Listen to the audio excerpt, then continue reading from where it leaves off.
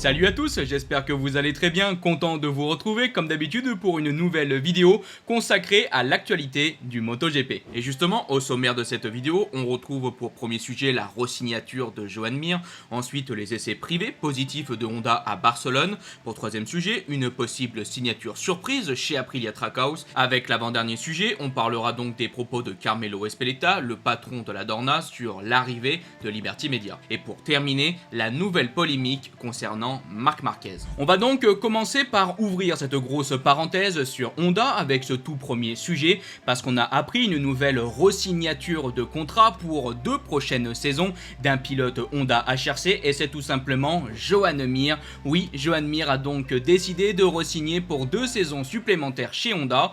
Je ne sais pas si on peut dire que c'est une petite surprise, parce qu'on a pu voir quand même depuis pas mal de temps que bon, pour Joan Mir, c'est évidemment compliqué sur la Honda, et on l'a vu très marqué psychologiquement par ses performances difficiles, mais ça semblait quand même très difficile aussi de l'imaginer pouvoir signer ailleurs. Il y a eu quelques rumeurs d'une possible arrivée chez Ducati Gresini, mais dans l'ensemble, la position qui semblait la plus favorable entre gros guillemets pour l'Espagnol, c'était bien chez Honda, et donc je pense qu'on peut quand même dire que c'est assez compréhensible qu'il est re-signé. Le Mallorquin se dit donc très satisfait en déclarant « Avant tout, je suis très heureux de pouvoir courir avec Honda et le HRC pour les 2 prochaines années. Mon objectif était de poursuivre ce partenariat et cette fois j'ai pu le faire. Avec le HRC, nous sommes associés depuis 2023 et en prolongeant, je crois qu'en continuant à livrer mes opinions, je pourrai contribuer à améliorer la RC 213V. Je sais ce dont j'ai besoin et je sais ce que Honda peut accomplir. Donc j'espère que nous pourrons y arriver ensemble. Nous allons continuer à travailler dur pour l'avenir et pour la suite de la saison. Bref, voilà donc les quelques informations qu'on a pu voir sur le sujet. On souhaite évidemment plein de bonnes choses à Joan Mir et on va croiser les doigts que cette Honda s'améliore pour les 2 prochaines années et puis que tout doucement cette moto redevienne une moto capable de jouer devant.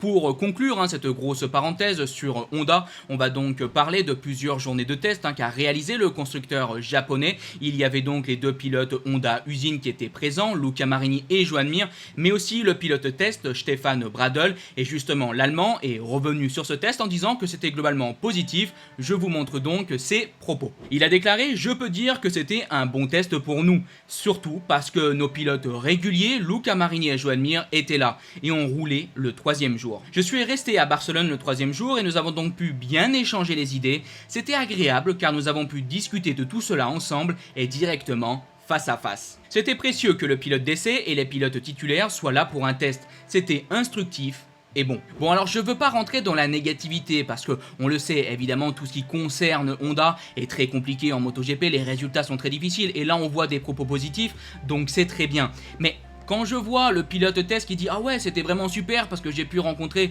les pilotes d'usine, les pilotes qui sont donc titulaires tout le long de la saison, on a pu discuter, c'était vachement bien ».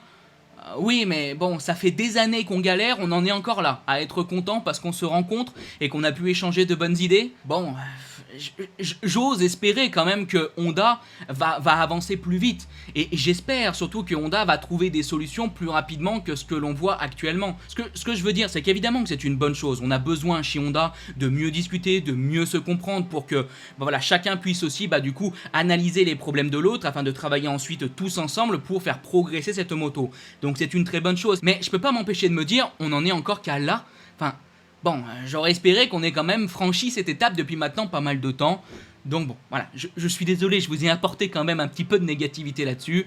On va rester quand même sur du positif. Je ne sais pas si vous allez analyser la question comme moi. Peut-être aussi, et il faut tout de suite le dire, que Stefan Bradl garde pour lui des nouveautés qu'ils ont apportées ou qu'ils ont testées qui étaient très intéressantes. Peut-être que là, on nous a parlé que de ça, mais qu'à côté, il y avait d'autres choses très bonnes. Il faut toujours se rappeler que là, on juge que des déclarations, mais c'est pas obligé que les pilotes, quand ils font leurs déclarations, parlent de tout. On peut aussi garder des choses sous le coude, et ça, il ne faut pas l'oublier. Donc bon, on verra bien de quoi sera fait l'avenir de cette saison 2024 pour le constructeur japonais.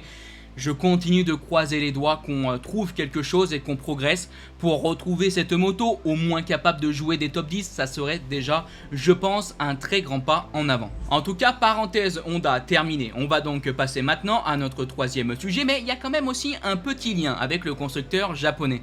On va donc parler d'un pilote Moto2 qui, depuis pas mal de saisons, a peut-être des opportunités de monter en MotoGP, mais ça ne se fait pas parce qu'il veut être champion en Moto2, parce que, évidemment, le constructeur qui pourrait lui ouvrir la porte porte en MotoGP est en difficulté, c'est donc évidemment Honda, et ce pilote du Moto2 c'est donc Ai Ogura. Et bah il faut savoir qu'en 2025 il y a de grandes chances d'après les informations de motorsport.com qu'Ai Ogura puisse donc rejoindre le MotoGP, mais la surprise c'est qu'apparemment ça ne sera donc pas chez Honda, mais bien chez Aprilia Trackhouse, le team satellite du constructeur italien. Et oui, une nouvelle fois, d'après les informations de motorsport.com, Ai Ogura aurait déjà entamé des discussions avancées avec Trackhouse pour faire ses débuts en MotoGP pour cette prochaine saison. Il serait donc aux côtés de Raúl Fernandez dans le team Trackhouse. Je le rappelle, Raúl Fernandez a re-signé pour 2 années supplémentaires. Ça ferait donc une équipe quand même assez intéressante chez Trackhouse, même si, je le répète, moi je voyais personnellement un autre pilote Moto2 qui avait selon moi la voie totalement ouverte pour signer dans le team Trackhouse. C'était justement Joe Roberts qui est américain, qui est aussi très bien et très rapide cette saison, mais apparemment du côté d'Aprilia mais aussi donc de Trackhouse, on n'a pas envie d'ouvrir la porte à l'américain. C'est dommage, mais je suis quand même content qu'on donne une opportunité à Ai Ogura. C'est, je pense, aussi un très bon pilote qui a vécu, c'est vrai, une saison 2023 difficile. La saison 2024 est pour l'instant beaucoup mieux, il joue aux avant-postes. On se rappelle qu'il a aussi joué le titre de champion du monde jusqu'à la fin en 2022. Donc voilà, Ai Ogura est aussi un bon pilote, un pilote qui a beaucoup de potentiel, qui est japonais. Donc je trouve que dans l'ensemble c'est une très bonne chose et j'espère véritablement que pour l'instant encore ces rumeurs se confirmeront et qu'on aura donc en 2025 le pilote japonais en catégorie reine. Et justement en lien avec tout ça, si ça se confirme, pour moi ça voudrait dire qu'il y a maintenant de très grandes chances que Takaaki Nakagami re-signe avec Honda dans le team LCR, mais aussi si justement Ai Ogura signe aux côtés de Raúl Fernandez, ça veut donc dire que Miguel Oliveira sera donc entre guillemets évincé du team Trackhouse, et ça pourrait aussi confirmer ces grosses rumeurs qu'on a depuis maintenant quelques temps que tout simplement le pilote portugais rejoindra Yamaha, l'équipe satellite Yamaha, l'équipe Pramac pour 2025. On verra bien comment tout ça donc évoluera. Et on passe donc maintenant au 4e et avant-dernier sujet de cette vidéo. On va se voir les propos du patron de la Dorna, Carmelo Ezpeleta, qui revient justement sur le rachat de la catégorie reine par Liberty Media. Il parle donc des quelques premiers changements qu'on pourrait avoir quand ce rachat sera donc officiellement validé, parce que oui, ce n'est pas encore totalement fait. On se voit donc ces déclarations. Jusqu'à ce que l'autorité de régulation donne son accord, nous n'avons aucune relation avec Liberty Media. Et oui, parce que pour ceux qui ne le sauraient pas, pour ce genre de gros rachat, il faut avoir l'approbation des autorités de régulation de l'UE, et pour l'instant, ce processus n'est toujours pas validé. D'après les informations de Paddock GP, ça pourrait prendre encore environ 1 an, et il faudra donc attendre encore tout ce temps pour espérer voir ce gros rachat finalement acté si l'approbation est positive. Mais bref, continuons avec d'autres propos du patron de la Dorna. Tout d'abord, il revient sur le fait que le MotoGP et la Formule 1 resteront des entités distinctes. Il a déclaré: nous sommes dans le même groupe et bien sûr nous nous parlerons le moment venu. Mais ce sont 2 sociétés complètement distinctes. Bien sûr, il y a beaucoup de choses qui peuvent être copiées et d'autres qui ne peuvent pas l'être du tout. Bon, là clairement on ne nous apprend pas grand chose, mais ce que l'on peut comprendre c'est que tout simplement on va évidemment essayer de prendre les meilleures choses apportées par Liberty Media à la Formule 1 et ne pas tout simplement totalement copier ce qu'il se fait en Formule 1 en MotoGP, et je pense que ça me paraît quand même assez logique. Pour continuer, Carmelo Ezpeleta revient sur les relations publiques et de promotion qu'on pourrait avoir si ce rachat se confirme, en disant: les personnes qui doivent s'y préparer, ce sont les équipes, c'est donc l'une des choses que nous souhaitons améliorer. Il parle aussi évidemment de l'importance de la promotion et du spectacle, en disant: chaque équipe devra expliquer cela à son pilote. On pourrait donc à l'avenir avoir beaucoup plus d'événements promotionnels pour mettre en avant les pilotes, les équipes et d'un point de vue donc plus général, le MotoGP. C'est ce qui se fait très bien justement en Formule 1. Et je pense personnellement que ça serait donc une très bonne chose pour la catégorie reine. On a quand même du retard là-dessus et je pense que le MotoGP, aidé, on l'espère à l'avenir par Liberty Media, pourra vraiment progresser dans ce domaine-là. Et on conclut par, selon moi, une information que je trouve plus croustillante. Carmelo Ezpeleta souligne la nécessité d'inclure des salaires minimums pour les pilotes et apparemment d'attirer davantage de nationalités dans le sport, donc dans le championnat du monde moto. Bon, alors il faudra voir quel sera donc véritablement ces salaires minimums et quel sera aussi techniquement le palier de ces salaires. je me dis que c'est peut-être une bonne chose. Il faudra attendre quand même beaucoup plus d'informations. Je rappelle que pour l'instant ce ne sont que des premières discussions, des envies aussi peut-être pour l'avenir du MotoGP avec Liberty Media. On n'a pour l'instant rien de, je pense, totalement officiel et confirmé, mais je trouvais ça quand même intéressant de revenir assez rapidement sur les propos du patron de la Dorna, sur ses idées et sur ses ambitions pour l'avenir du MotoGP. On le sait, on en a déjà beaucoup parlé, Liberty Media pourra peut-être apporter véritablement un grand quelque chose à la catégorie reine. On pourrait aussi avoir à côté de gros changements et c'est, je pense, quand même un sujet assez important. Et allez, maintenant pour tout dernier sujet, on va donc parler du gros événement Ducati qui s'est passé le week-end dernier, qui a amené un nouveau drama, une nouvelle polémique sur Marc Marquez. Et oui, si vous avez raté ça, se déroulant donc du 26 au 28 juillet, on a pu avoir la World Ducati Week 2024, qui est un événement assez important pour Ducati. Ça se passe sur le circuit de Misano. On peut dire que c'est donc véritablement un événement commercial, mais aussi sportif. Parce que lors de ce week-end, tout d'abord, on a des qualifications le vendredi, mais surtout le samedi, on a une course, la Lenovo Race of Champions, et on a donc 15 pilotes Ducati qui vont donc s'affronter sur une Panigale V4.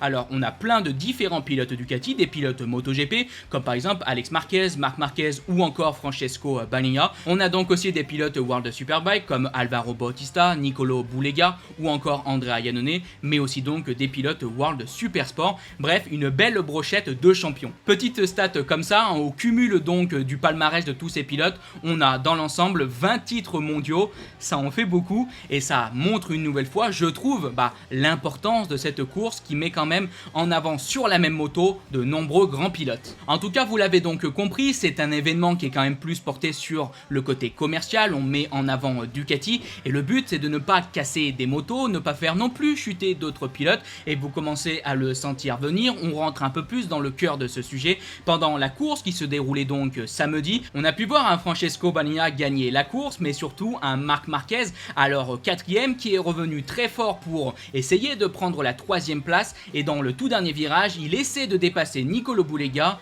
et il se passe ça. Comme vous pouvez le voir d'après ces images, et pour l'instant rien n'est totalement confirmé, vous allez voir les propos que je vais vous montrer juste après, mais il semble bien que Marc Marquez, en essayant de dépasser Bulega dans ce dernier virage, malheureusement l'a fait chuter, et tout de suite on a vu évidemment énormément de critiques sur le pilote espagnol. Une nouvelle fois, beaucoup de gens disaient que Marc Marquez faisait du Marc Marquez, qu'il faisait une nouvelle fois tomber un pilote, et dans ce genre d'événement promotionnel, vous l'imaginez bien, ça la fout mal. Surtout qu'il y a autre chose qui la fout mal, c'est que normalement à la fin de cette course, toutes les motos des différents pilotes sont revendues.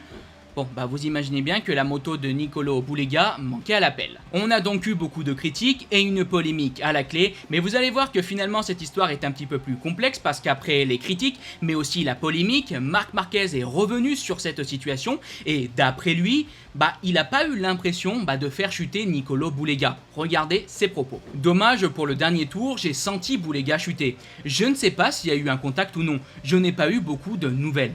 Je vais aller voir Nicolo et lui donner le casque que j'ai utilisé en course. Je veux lui demander s'il y a eu contact ou non, puisque je ne l'ai pas perçu. J'entendais seulement le bruit de la moto qui raclait le sol. Nicolo a fait une bonne course et j'espère qu'il est en forme physiquement. Marc Marquez dit ça parce que Nicolo Bulega a reçu un très gros coup sur son épaule et on attend encore des informations pour savoir s'il va bien. Marc Marquez a conclu en disant: les courses sont des courses. Aurais-je tenté le même dépassement sur Bagnaia? Bien sûr, cela me semblait être une manœuvre naturelle et donc rien de fou. C'était un jour de fête et je suis désolé que Nicolo ait chuté. Quand vous mettez des pilotes sur la piste, l'adrénaline est élevée et la course est réelle. Alors moi, on est dimanche, ça s'est donc passé samedi, on attend encore d'avoir les toutes dernières informations sur le sujet.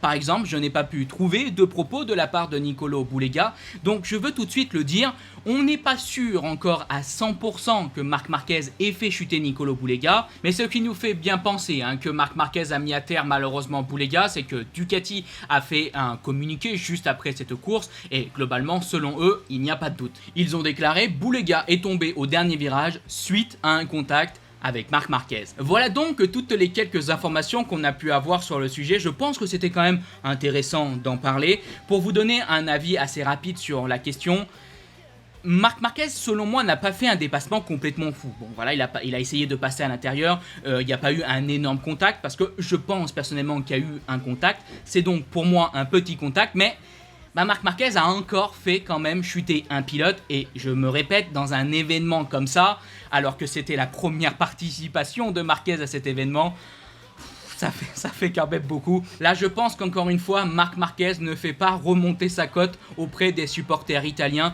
et aux supporters de Ducati. En tout cas, moi, j'attends votre avis en commentaire si vous pensez que Marc Marquez a entre guillemets fauté ou qu'il n'y est pour rien. Bref, on arrive donc à la fin de cette vidéo. J'espère qu'elle vous a plu, et si elle vous a plu, n'hésitez pas à la liker, partager, commenter. On se donne donc rendez-vous dans quelques jours. Je vous dis bye bye les potes. Ciao.